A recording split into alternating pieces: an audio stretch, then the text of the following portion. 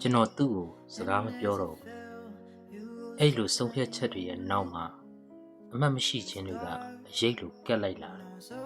ကျွန်တော်စိတ်ကိုတင်းထားလို့မရတဲ့အခါတိုင်းစကားတွေသွားပြောနေမိတော့မယ်ထွေထူးတော့မဟုတ်ပါဘူးလွမ်းပြေအောင်လေအခုဆိုကျွန်တော်တို့ကြားမှာခင်မင်မှုကအစထွက်ပြေးသွားပြီကျွန်တော်ကလည်းအစိတ်မပြေတဲ့အချိန်တွေဆိုတတ်တာမဲ့နီးနှမ်းတွေနဲ့ကိုယ်စိတ်ကိုပူဇော်တက်လာပြီသူကလည်း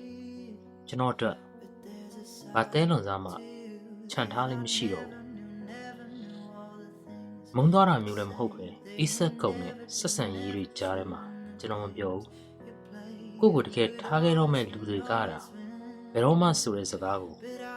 အလွယ်လေးသုံးပြီးထပ်သွားခဲ့ကြတယ်လို့ကျွန်တော်သိပါတယ်ကျွန်တော်လူတွေကိုမယုံဘူးလို့ပြောခဲ့တော့မှ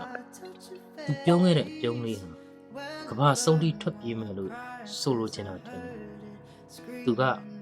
တိုးဝမှုတွေနဲ့ပြည့်နေတတ်ပြီးကျွန်တော်ကပွင့်လင်းမှုတွေကိုနားမကြည့်ဘူးအခုကျွန်တော်သူ့ကိုစကားမပြောဘူးနေရတဲ့သူတွေဟာခံစားမှုတွေရောအေးဆက်တတ်သလားလို့ကျွန်တော်သိချင်ခဲ့ဘူးလေ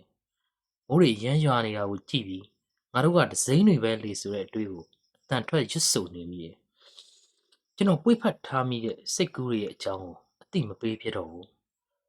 ခေါင်းငုပ်ပြီးရှောက်ခဲ့ရတဲ့လမ်းတွေမှာခလုတ်တိုက်ရတာပုံမနာကျင်ဘူးလား